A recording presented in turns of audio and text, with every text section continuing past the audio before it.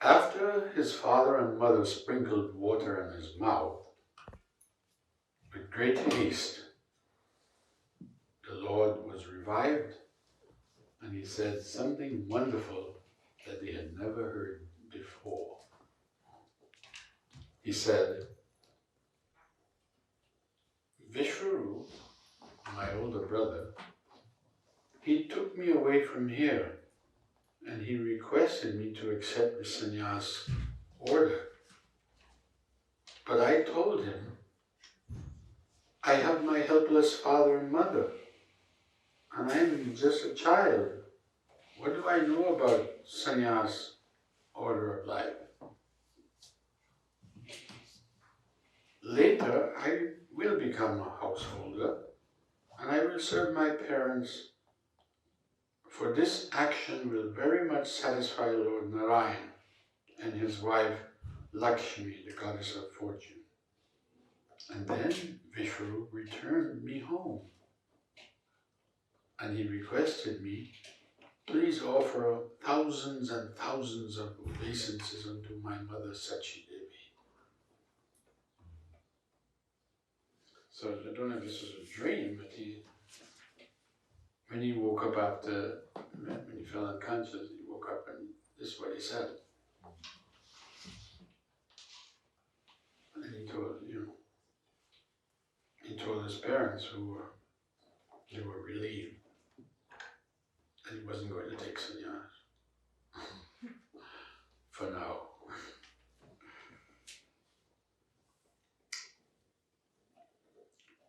In this way, Lord Chaitanya Mahaprabhu performed various pastimes. But why he did so, I do not understand. Kaviraj Goswami said, why he did that, I don't understand. Prabhupada says, the Supreme Personality of Godhead and his devotees who come to this world, they are executing a mission. And therefore, sometimes they act in ways that are very difficult to understand. Especially Chaitanya Mahaprabhu's associates. Therefore it is said, Vaishnavera Kriya Mudra Vigeha Na Bhujaya. Means, even if one is a very learned and intellectual scholar, he cannot understand the activities of a Vaishnava. What the Vaishnava may do or say, ordinary people cannot understand.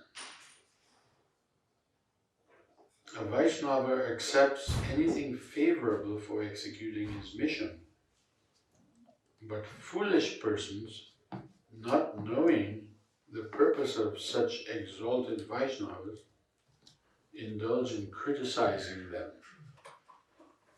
People used to criticize Srila Prabhupada. People in India, when they heard the things that he was doing, because he was thinking, as I said, outside the box. Prabhupada did things that was never done before. But he's a Param Vaishnava. Whatever he's doing, we should know Krishna is giving him dictation, and he's not acting for his own selfish interests, but only for the pleasure of Guru and Krishna. So whatever such a Vaishnava does, he's above criticism, but foolish people criticize him.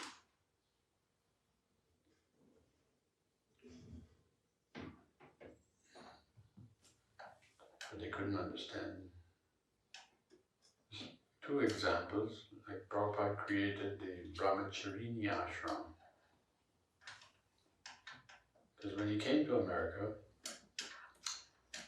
coming from India, and he was familiar with the Gaudiya Math, his Guru Maharaj's mission. He was familiar with it, and he learned many things he took many things from those temples, instituted them. But one thing he did that they never did was he created a brahmacharini ashram. In India, there was no such thing. Only men, young men, brahmachari would live in the ashram. When women, girls, they remained at home in their father's house under the protection of their father. They could come to the temple, but there was no facility for them to come and live. But when Prabhupada in New York, 2nd Avenue, few young girls were coming, and he saw that they were serious, they were sincere, and they were wondering, why can't we live here like the men? And Prabhupada said, all right, don't worry. And he made adjustment. Bhaktisiddhanta used to say, religion means proper adjustment. And so he would make adjustment, and Prabhupada made adjustment. Now, they can do, ordinary people, devotees cannot adjust things, but spiritual master can adjust. So Prabhupada did that, and then he also had women going on the altar. Yes, these things were not done in India. So it was a first. But no one could deny Prabhupada's spirituality. They could understand he's what you call representative of God, of Krishna. So most people, majority, they didn't criticize. They saw him doing it. They came to a temple and saw him. They saw. But some of his own god brothers criticized him. How can you do this? But he did it. He did many things that, those are just two prominent things that he did to show that he was all for the preaching, for the spreading of Krishna consciousness. And he was successful. He would many times comment that these girls, they're not ordinary. They are going out and Sankirtan and distributing books with equal enthusiasm as the men. And he accepted that. He accepted the service. He said the business of the spiritual master is to gather, to create devotees. He's canvassing on behalf of Krishna, and he collects the service that they are rendering and gives it to Krishna. He doesn't take it for himself, pass it on. And so he did this with his female and male disciples. And everyone was happy.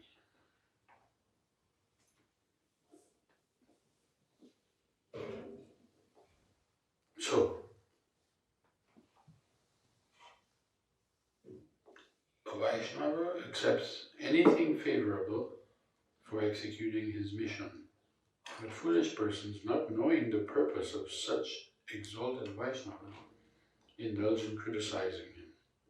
That is forbidden, since no one can understand what a Vaishnava does for the purpose of executing his mission. To criticize such a Vaishnava is the offense called sadhu ninda. That's one of the 10 offenses in chanting the holy name. Sadhu ninda. After some days, Jagannath Mishra passed away from this world.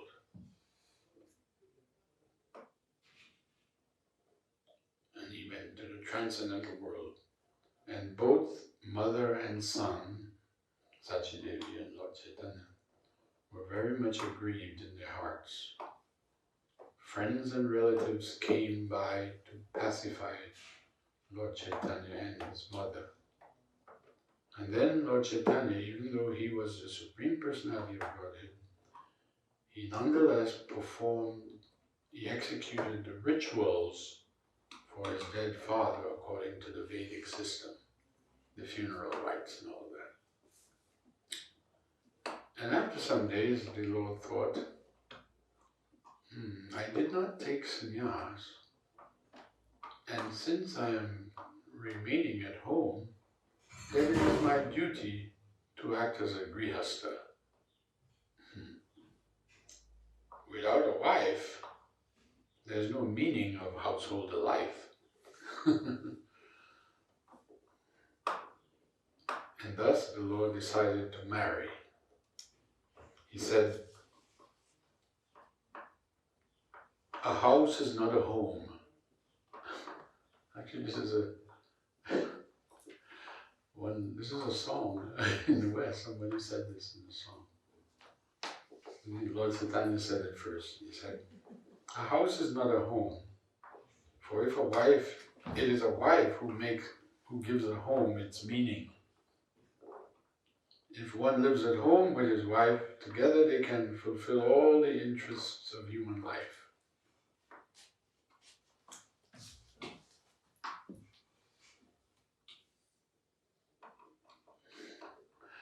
I mean, how these things stick in your mind. In that song, they said, a house is not a home if there's no one there. Meaning what? And he said, a chair is still a chair, even if no one is sitting on it. It remains a chair. And a room is still a room, even though no one's in it. But a house is not a home if there's no one there. You know what you understand this. So, one day, when the Lord was coming back from school, he accidentally saw the daughter of Vallabhacharya on him. She was going to the Ganges to take bath. When the Lord and Lakshmi Devi met, their relationship immediately awakened, having already been settled, and coincidentally, the marriage maker, Banamali, came by the house to see Sachimata. So the family is arranging his marriage, his mother, and there's a fellow named Banamali, he was the marriage maker. That's what he does. Prabhupada says, Banamali Gataka was a resident of Navadvip and a Brahmin by caste. He arranged the marriage of Lord Chaitanya to Lakshmi Devi. Formerly, he was Vishwamitra Muni. So a great saintly person. We'll hear a lot of them came in took birth to participate in the Lord's pastime in some way.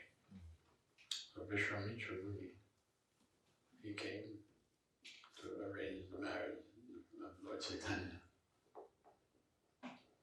He also, Vishwamitra, he negotiated the marriage of Lord Ramchandra previously.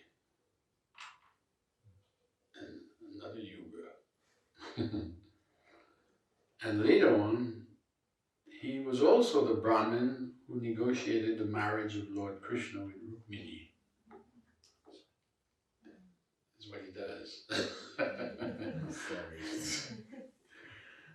So that same personality, same Brahmana, acted as the marriage maker of the Lord in his Caitanya lila. So following the indications of Sachi Devi, Banamali Gataka arranged for the marriage, and thus in due course of time, the Lord married Lakshmi Devi. Vrindavan Das Thakur, he wrote Chaitanya Bhagavat, another book. So Kaviraj Goswami says Vrindavan Das Thakur has elaborately described all of these pastimes of the Lord's early age. The marriage ceremony is given, it's pretty elaborate. And he says, what I have given here is just a condensed presentation of the same pastime. The Lord performed many varieties of pastimes in his early age, and Srila Vrindavan Das Thakur has described them very elaborately. I have only given a single hint of these pastimes. Vrindavan Das Thakur, in his book, the Chaitanya Bhagavat, he has described them all vividly.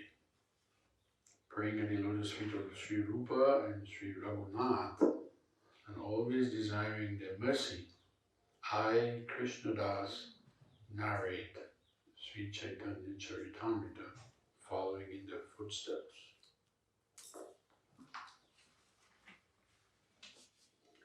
Next, chapter 16, there's a summary. This chapter describes Lord Chaitanya's Kaishora lila.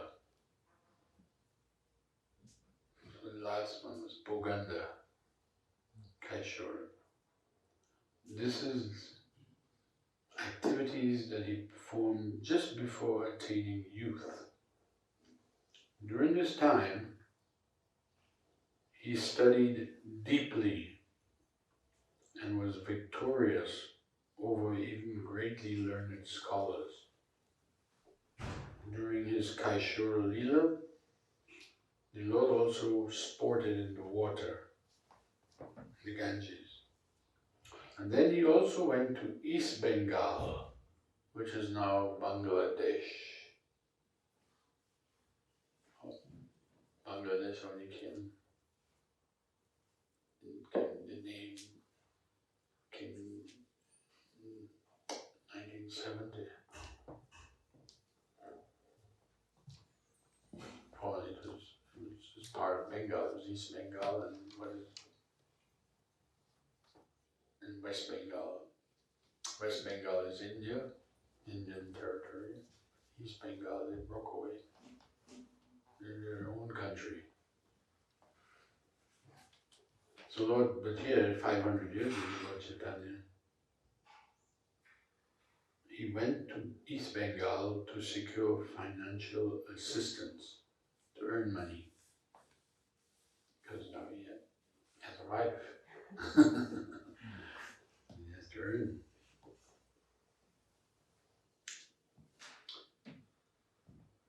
He also went there to cultivate knowledge and to introduce his Sankirtan movement, East Bengal. While there, he met Tapan Mishra, whom he instructed about spiritual advancement, and he ordered him to go to Varanasi.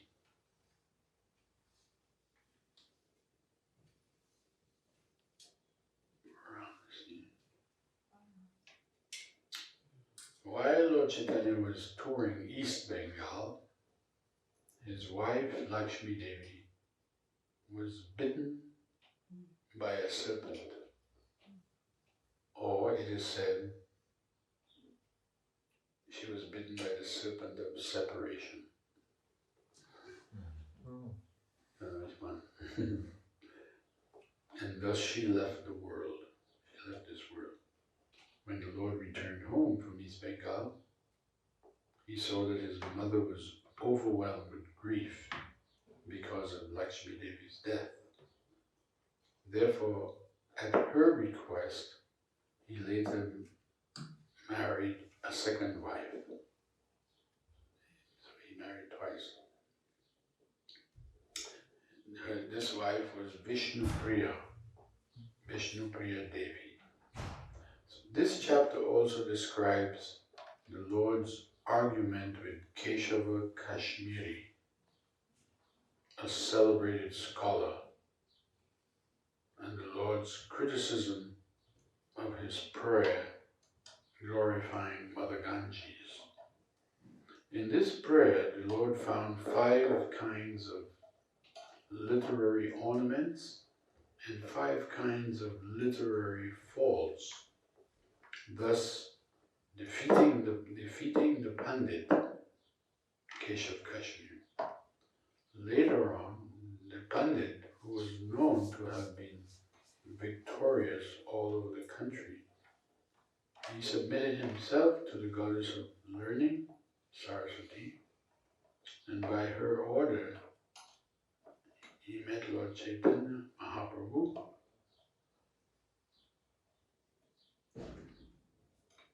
on the morning of the next day.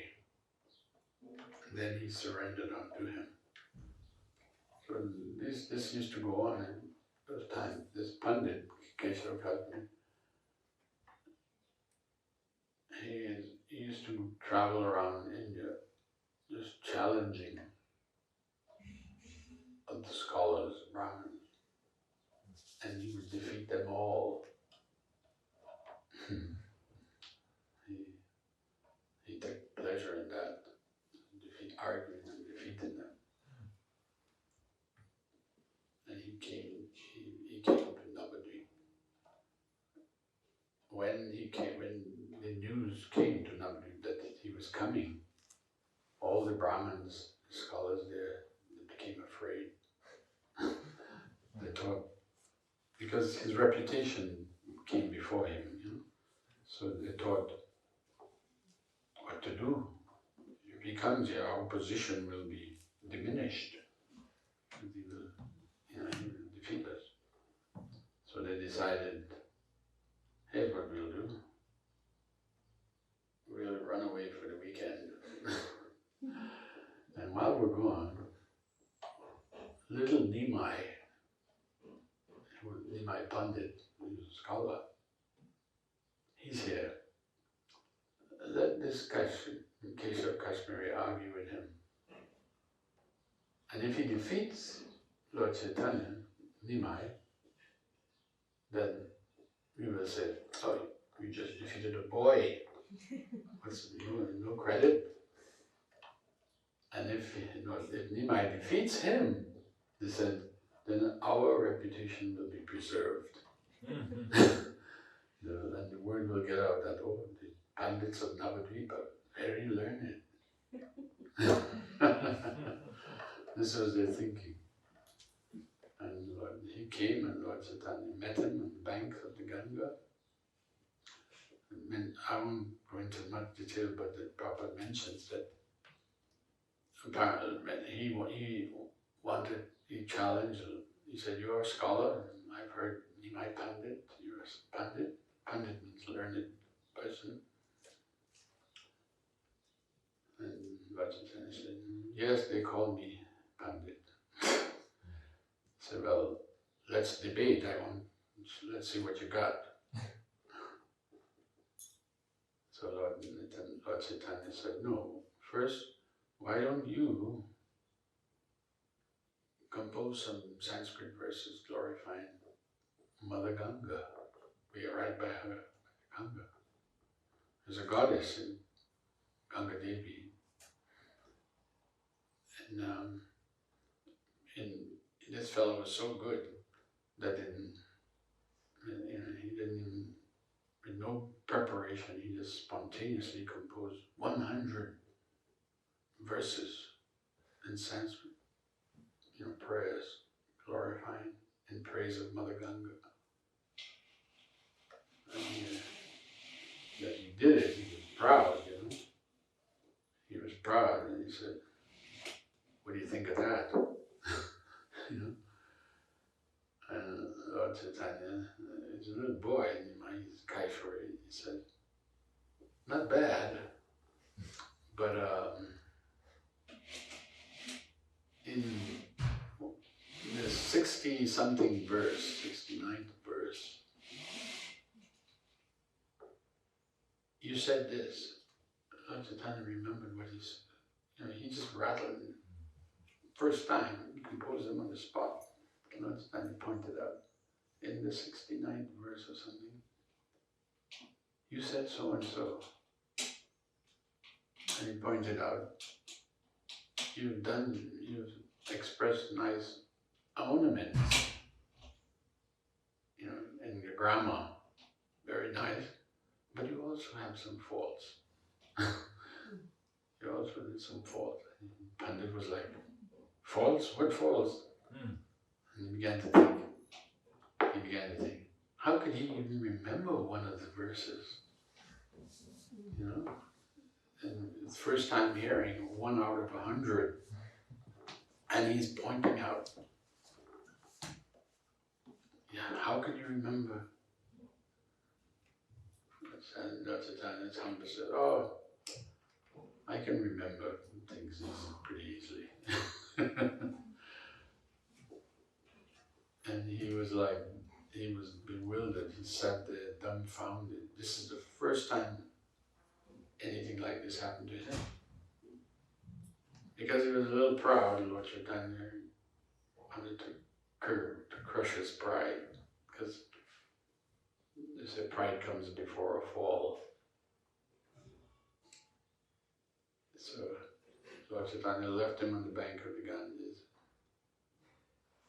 He went, and that evening the fellow, Keshava Kashmir, he used to worship the goddess of learning, Saraswati. And praying to her, he said, why have you deserted me? You've deserted me in my hour of need. I was defeated by a boy. And the goddess appeared before him and spoke and said, that boy, he is my prabhu. He is my prabhu. He's my master. So she educated him. This is an ordinary boy. Goddess of learning says, he's my Lord. So then he came the next day to Mahaprabhu and surrendered. And Mahaprabhu was nice and kind and gentle with him and blessed him that he, continued his studies and preaching and everything. And he said, but don't tell anyone about this, about me. He didn't want to be known as Vishnu, as God. This was one instance where, as a boy, this scholar, because he was so respected, he had declared this Nimai is Vishnu. People would have accepted it. But Lord Chaitanya wasn't ready yet. He came in disguise as a devotee. So he told him, don't spread this around, don't tell anyone. So he agreed. So we have to stop here next time. We have a program at 9:30. Some devotees in another place, another town in France. You're gonna do a little bhajan, say a few words. Russia. Oh, it's going to Russia. It's not just Russia. It's not. Okay. Should be somewhere in 9:30 or? Here. There's a Zoom call. It's a Zoom. And if you want to Zoom. Internet I stuff. think it's Sankirtan because the Russian devotees are going out in the masses in Oh, yeah. Sankirtan bands. Yeah, they had some problem recently. I saw it on the internet. They were doing Harinam. It happened more than once, and the police came and stopped them. Yeah, in Russia. In Russia? Yeah. Because I heard of it. Like, I heard about in Moscow they have they are a huge community there. Yeah. Some prabhu, some Russian prabhu told me it's huge in Moscow. It's very big, but I think I'm not sure if it's there that it had it. But maybe with the current. This is recently they started arresting Bihar now. Yeah. It's just in the last few days. Within the last because week. Of Corona or no? Just because like that. Okay. Because my. They don't like the Hare Krishna. It's getting popular, too popular. No, I mean Agnidev Prabhu ki jai.